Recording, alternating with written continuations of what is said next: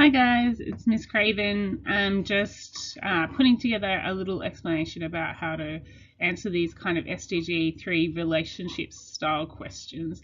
This is definitely one where it's not really about your knowledge. I think it's more about your skills, whether you can answer this question. Okay, so to answer these questions, and they're not going to ask you for all of this, but I think we'll do it all together so that, worst case scenario, you know how to do every single aspect of it. These are the key knowledge and key skills dot points. They can ask you to explain how SDG3 works in collaboration with other SDGs, and there's 6 of those that we look at, so number 1, number 2, etc. You need to be able to illustrate collaboration between the health sector and other sectors in just one really quick little sentence. And you also kind of need to add the word globally to that. So I'll show you how to do that in a second. And you need to link these answers to, if it says health and wellbeing, then PMS, like 1 or 2 of those. Just look at your mark allocation for that. Or if you're worried, just do 2.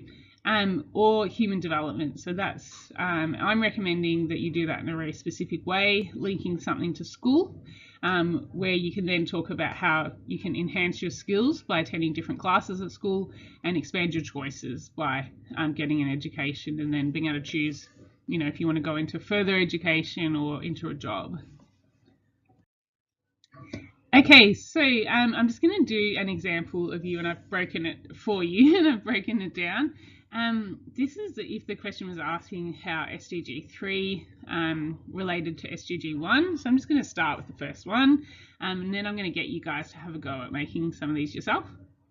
SDG3 is good health and well-being, and SDG1 is zero poverty. I have started by saying the names of those 2. Okay, so mention what they're both called, and I'm saying they're related. Which is kind of obvious. And I'm then going to explain how they're related. When people don't live in poverty, they can afford food, shelter, and access to healthcare. Okay, so I'm talking about this in the positive, and I do want you to talk about it in the positive. Okay, so talk about it in the positive and explain the link or describe the link. If you want to explain it with an example, you can. This means that when they're ill, they can afford healthcare and be diagnosed and treated, improving their physical health because they're not suffering from illness, injury, or disease, or an example of that. Okay, so I think because I've said ill, I kind of covered that off. But yeah, if you want to link it to the keywords in physical health, that's even better. I think I should have done that. So therefore, they can be treated, diagnosed and treated, so they're not ill or have a disease or injured. Okay, so I've linked it to one of PMS. You could do another one if you wanted. Have a look at your mark allocation, as I said, and always use your keywords. So I'll tick that off. Before I go into the, oh no, I will go straight into that. So that is if they ask about health and well-being. This is if they ask about human development.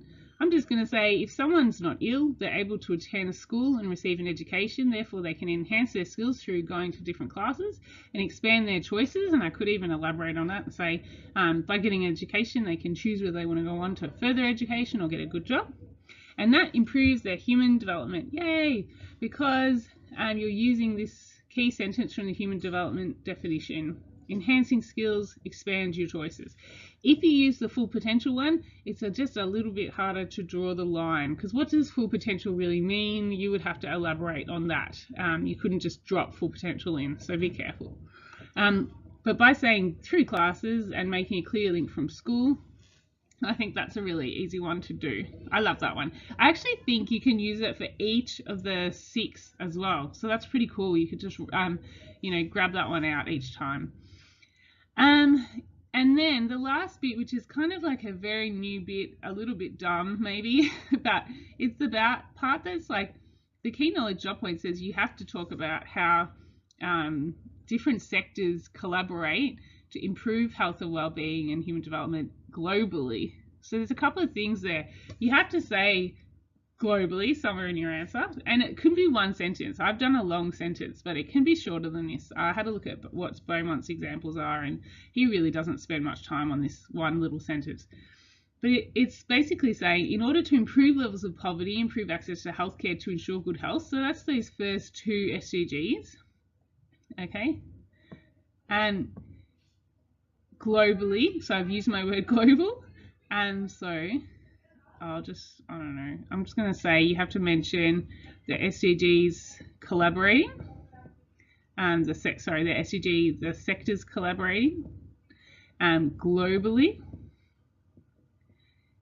and then just give an example of a couple of sectors that might have to work together. So there's lots of different sectors you can talk about: health, legal, welfare, government, all those different sectors. And I've just said health and welfare systems have to work together to improve these SDGs globally.